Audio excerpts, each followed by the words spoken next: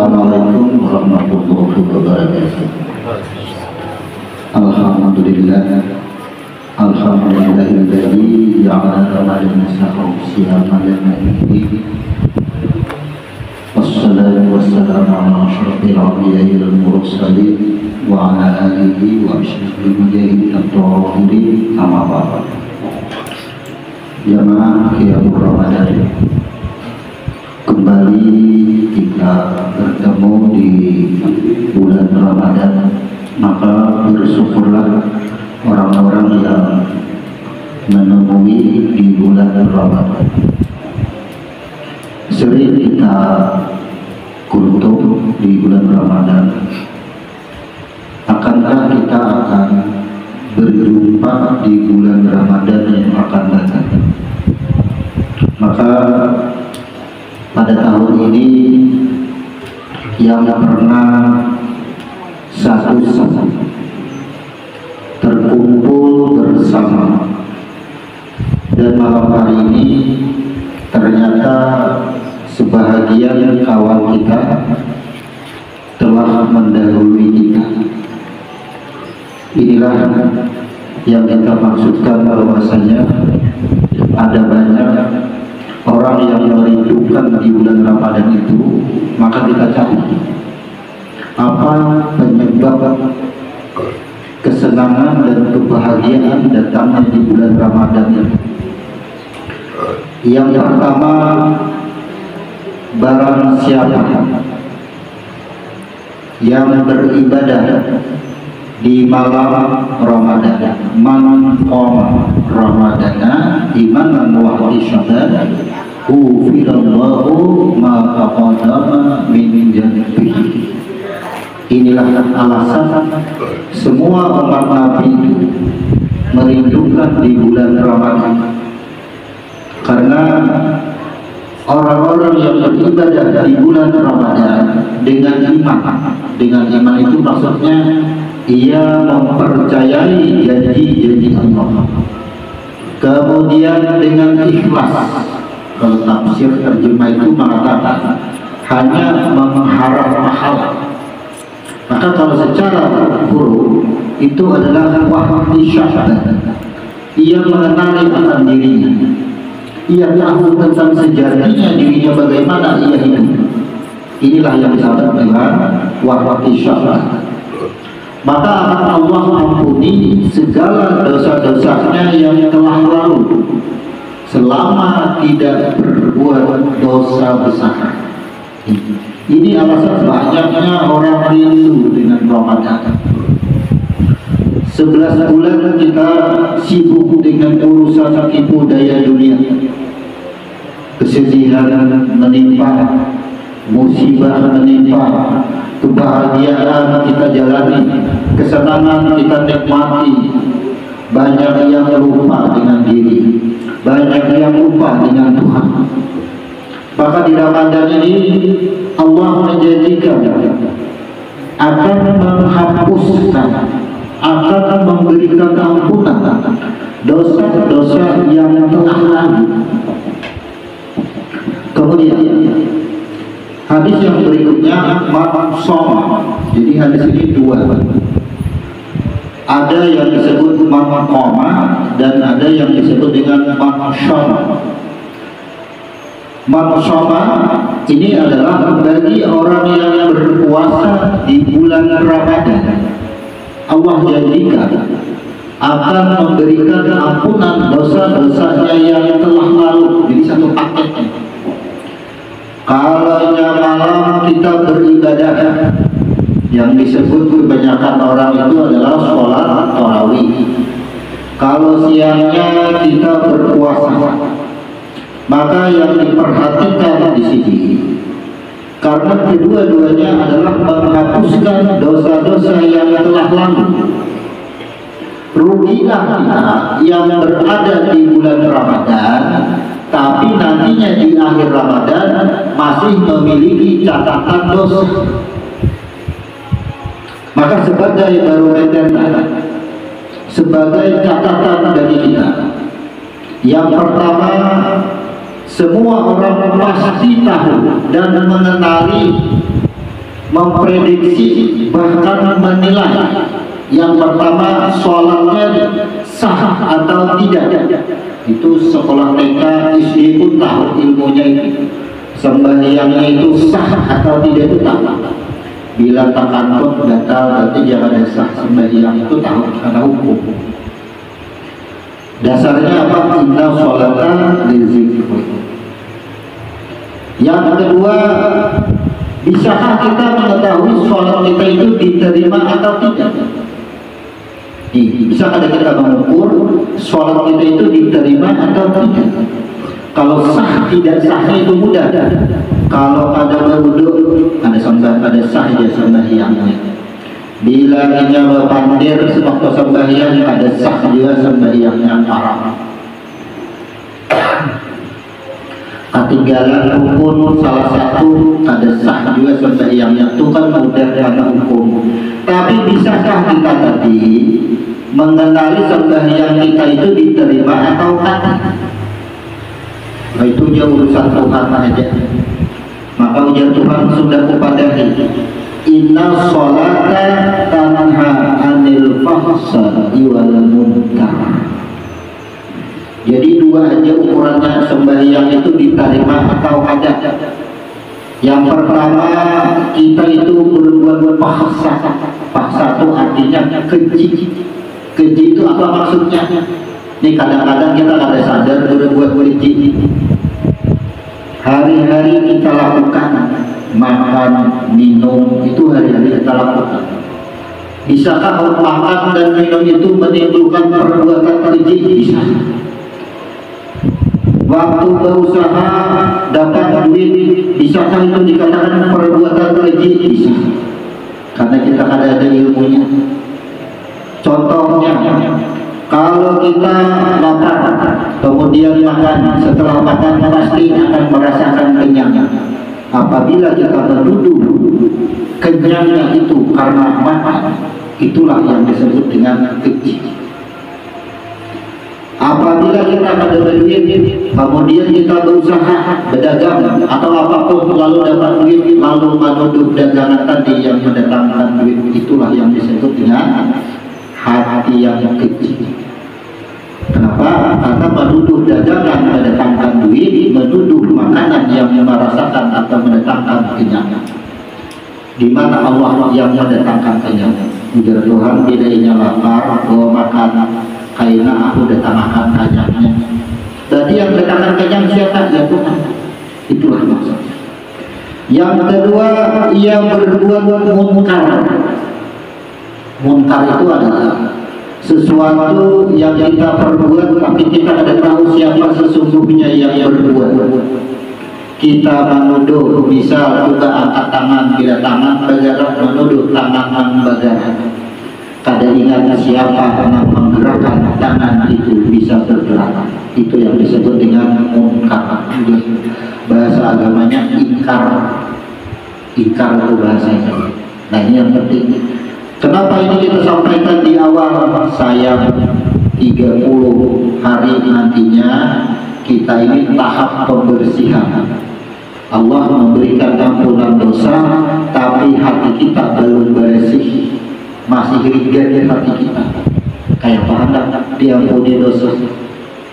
Kemudian tahap-tahap di bulan Ramadan kita sampaikan di malam awal ini agar menjalani Ramadan nantinya kita itu bisa mengambil manfaat apa yang Allah berikan di malam Ramadan. Manfaat yang berikutnya yang perlu diperhatikan.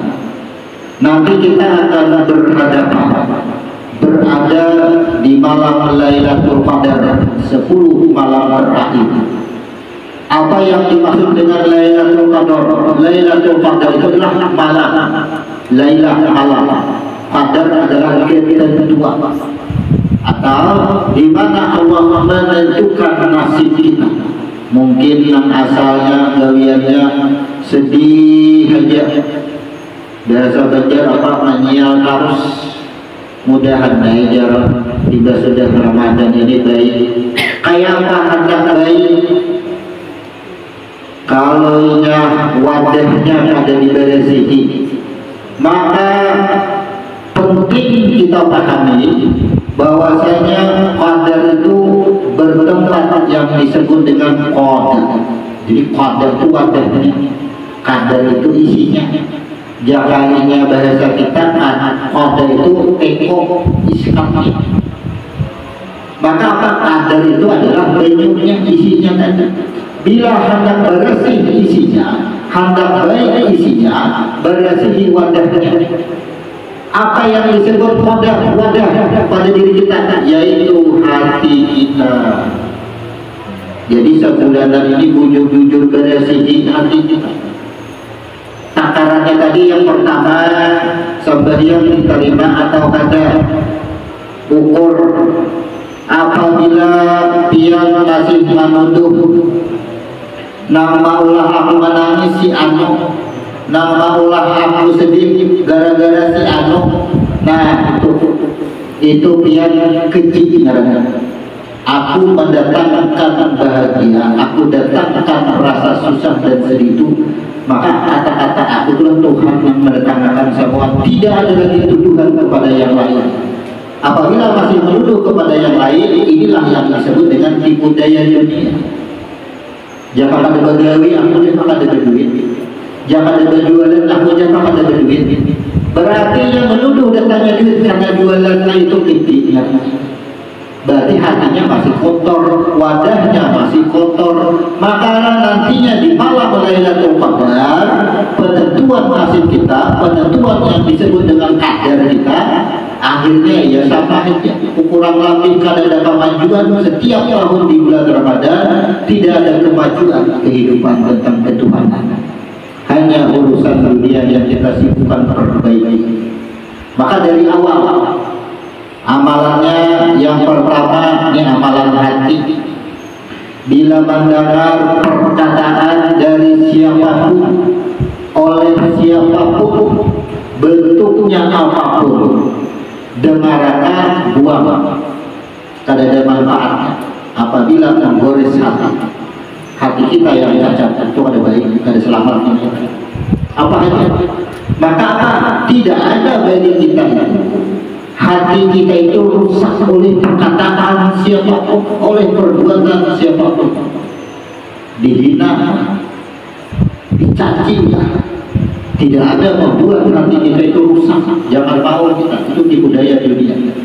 Yang kedua, apabila kita itu dipuji orang, disanjung orang, maka dimuak. Nah itu sifat-sifat ciri-ciri iblis. Karena ketika Nabi Muhammad bertanya dengan iblis, wahai iblis, di antara umatmu yang masuk neraka cirinya seperti apa? Dibacanya iblis menyampaikan. Di antaranya adalah orang yang berbangga ketika menerima pujian atau sanjungan. Sedikit saja berbangga, rasa berbangga itu calon neraka dari iblis. Jadi apa? Maka mulai sekarang bersihkan hati kita. Biar saja orang akan berucap apa tentang diri seorang, apa saja. Jangan sampai ucapan orang itu merusak hati kita.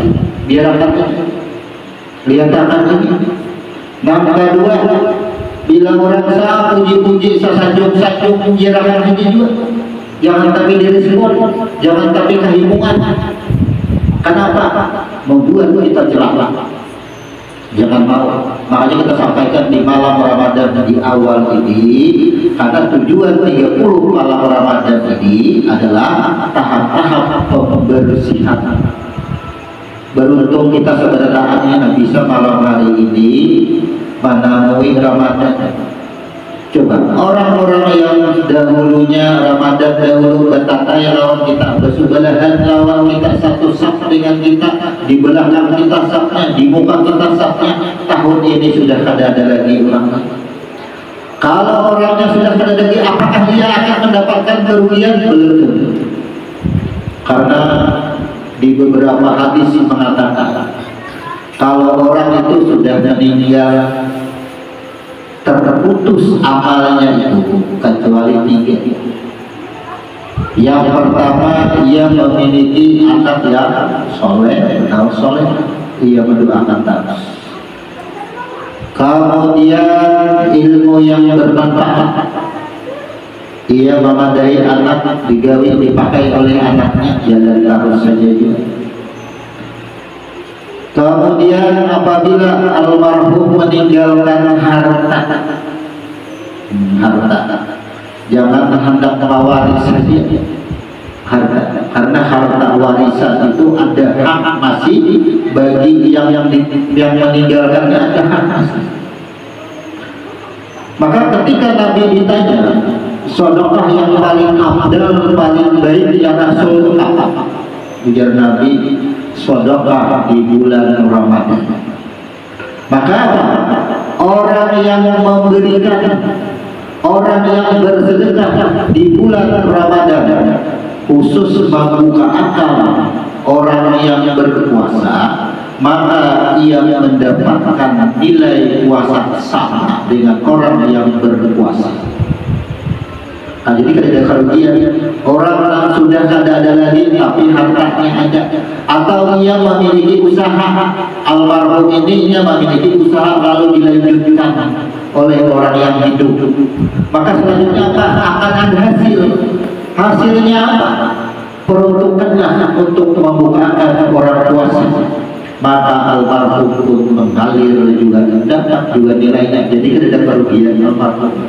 Tidak ada manusia yang merugi asal mengetahui ilmunya. Kalau kan Ramadan ini sudah ada lagi, banyak kasihannya lah, bukan kasihan, tapi jalankan terus, sambung terus silaturahminya dengan harta. Makanya di dalam Al-Quran itu disebut orang yang mati syahid itu dua. Yang pertama berjuang dengan hartanya, seperti Utsman bin Affan, ia mewafat menyedekahkan hartanya ke jalan agama. Kemudian berjuang dengan jiwanya, yaitu berperang melawan kemungkaran atau sering-sering duduk di majelis ilmu. Nah inilah kultur sikap di malam Ramadan yang pertama. Sebagai kesimpulan pada malam hari ini, perhatikan yang pertama, amal kita, sembahyang kita. Jangan mencari ansah ada sahnya aja, tapi belajar mencari, mengetahui, diterima atau kadang sembahyang kita. Jangan berpasrah pasrah Tuhan menjadinya Tuhan yang menerima. Jangan berpasrah, Tuhan sudah mengatakan inna sholata tanha 'anil fahsya'i wal munkar. Tiang kontrol dari hati tiang dahulu seberataan, masihkah berbuat keji, masihkah ingkar atau munkar, berarti sembahyang tiang itu kada diterima. Kemudian nilainya hendak setelah Ramadan ini kehidupan lebih baik, berarti dahulu wadatnya qadar. Karena ada yang disebut dengan qadar dan qadar. Maka qadarnya adalah roh. Roh itu adalah hati kita. Jadi berarti dahulu hati. Bila hendak baik di kehidupan Ramadan berikutnya, di tahun-tahun berikutnya, hidup berubah menjadi baik, baik di dunia maupun akhirat. Kira-kira itu yang bisa kita sampaikan untuk di malam yang pertama. Insyaallah besok kita sudah memulai puasa, maka hadisnya man shoma ramadana imanan wa ihtisaban ghufirallahu ma taqaddama min dzambihi. Jadi yang malamnya sembahyang, sunatnya banyakin, siangnya berpuasa. Mudah-mudahan Ramadan ini kita jalani sampai akhir, wadahnya tetap berhasil. Demikian kita tutup. Subhanallahumma wa bihamdika asyhadu an la ilaha illa anta astaghfiruka wa atubu ilaik. Assalamualaikum warahmatullahi wabarakatuh. Mari sama-sama kita